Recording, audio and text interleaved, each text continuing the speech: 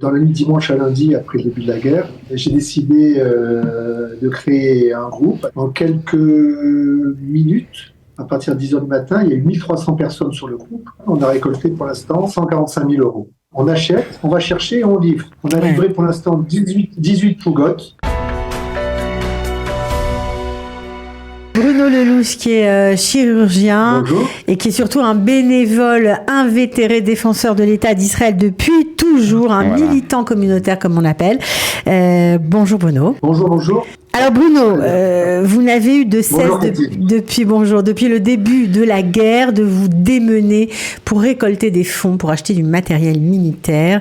Est-ce que vous pouvez nous faire un point sur ce que vous avez récolté et où vous en êtes ? Bonjour à tous, donc merci de votre accueil. Donc moi je suis médecin, je suis chirurgien à Nice et à Paris et je travaille aussi en Israël. Et donc on était là pour les fêtes avec mon épouse et la guerre est arrivée donc samedi matin et on a décidé de pas rentrer. Donc on a annulé notre billet de retour, on n'a pas de billet de retour pour l'instant, on est très content de ça. Et donc je me suis dit qu'est-ce que je pouvais faire pour aider parce que je ne pouvais pas rester comme ça chez moi en voyant tout ce qui se passait. Et dans la nuit de dimanche à lundi, après le début de la guerre, j'ai décidé de créer un groupe. Alors moi, je suis de Nice et de Paris, donc en quelques minutes, à partir de 10 heures du matin, il y a eu 1300 personnes sur le groupe. D'ailleurs, le groupe WhatsApp a explosé parce qu'on peut mettre que 1023 personnes dessus, donc on a fait un deuxième. Et donc, on a demandé aux gens, qu'est-ce qui manque dans ces cas-là pour les gens qui sont en dehors d'Israël. Ils ne peuvent rien faire d'autre que d'envoyer de l'argent. C'est compliqué d'envoyer du matériel. Vous avez vu, les gens qui ont voulu acheter des différents matériels, c'est compliqué de l'envoyer, ça coûte cher, il faut le dédouaner, enfin, toute une logistique qui est trop compliquée en urgence. Alors, il y a les grandes associations qui vont très bien vers ça, mais dans 2 mois. Mais pour l'instant, c'est maintenant qu'il faut faire les choses. Les jeunes qui sont sur le terrain, ils ont besoin de produits maintenant. Et donc, à ce jour, avec donc 1300 personnes, on a récolté pour l'instant, ce matin on a refait le point, on est à 145 000 euros. Et on a avec ça... 145 000 euros. Tous les jours, oui, avec ça tous les jours... Pardon, allez-y. Allez-y. Tous les jours vous achetez du matériel militaire, j'imagine. Tous les jours, alors attention, on n'achète pas du matériel, on achète du matériel pour les militaires, pas du matériel militaire. On n'a pas le droit, c'est compliqué, on en a parlé d'ailleurs. Il y a des histoires qui sont passées, il y a des trucs qui ne sont pas homologués. Oui, c'est important, c'est très important de le préciser, Bruno, parce que il faut comprendre que l'armée n'accepte pas n'importe quel matériel. C'est bloqué en douane, donc il ne faut pas faire n'importe quoi. Je sais que vous voulez aider, ça c'est plutôt un message à l'intention des francophones et des gens qui sont en dehors d'Israël. Attention quand vous aidez, quand vous envoyez de l'argent, il faut vraiment être en contact avec l'armée pour ne pas faire n'importe quoi. En effet. Donc, à ce jour, on a acheté des choses qui servent, mais qui servent vraiment. Ouais. Alors, donnez-nous des exemples. Faire à manger, vous avez vu les publicités pour les repas. Surtout, ne demandez pas aux mères ashkénazes de faire à manger parce que les soldats, vous allez les empoisonner. Donc, ça, c'était un truc rigolo. Mais à manger, je crois qu'ils ont tout ce qu'il faut. Donc, on a acheté des choses. On vient de faire l'acquisition.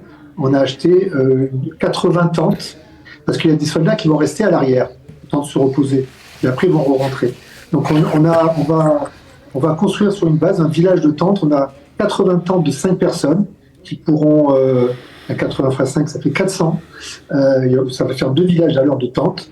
Dès qu'on l'aura, on mettra la vidéo là sur notre groupe. On a acheté, à ce jour, on doit être à 1500 paires de chaussettes, 3000 caleçons, 2000 serviettes, parce qu'il faut qu'ils se lavent aussi. Des culottes pour les filles aussi. Je suis allé acheter des culottes pour les filles, c'était assez rigolo, parce que j'en ai acheté beaucoup en plus. Des sous-vêtements chauds, parce qu'il commence à faire froid. Alors spécifiques, parce qu'il ne faut pas acheter n'importe quoi non plus. Et donc on a acheté tout ce genre de matériel. On a encore de l'argent, il nous en manque, parce que ça risque de durer. Mais c'est marrant de changer de métier. Alors là, je suis dans les locaux de la société Artlist, une grosse société en Israël qui fait de l'imagerie. On a un jeune qui s'appelle Raphaël Shishportish, qui est le fils de Eric Shishportish, que tout le monde connaît, et et la société a mis à disposition ses locaux pour nous. Donc c'est plus des locaux de société, c'est un hangar avec... on a acheté également, à ce jour, on doit être à 1200 matelas, 1200 tapis de sol pour les soldats, parce que jusqu'à présent, ils dormaient par terre, sur les cailloux, sur des cartons. Voilà, donc on sert à quelque chose, j'espère. Alors, ce qui est génial aussi, c'est que vous vous proposez d'être, on va dire, l'intermédiaire, parce que vous êtes sur place, vous avez les fournisseurs, etc., pour acheter, pour ceux qui veulent aider l'armée, vous proposez de faire ce service-là. Ah oui, c'est nous qui achetons tout. Hein. On achète, on va chercher et on livre. On a livré pour l'instant 18 Peugeot. On est parti avec Raphaël dans le Nord, on était sur le Golan, entouré de champs de mines. Et on a livré ça à des soldats là-haut. On a livré 120 matelas et avec des équipements chauds également. Oui, donc on fait tout. On fait de A à Z, on commande, on va chercher.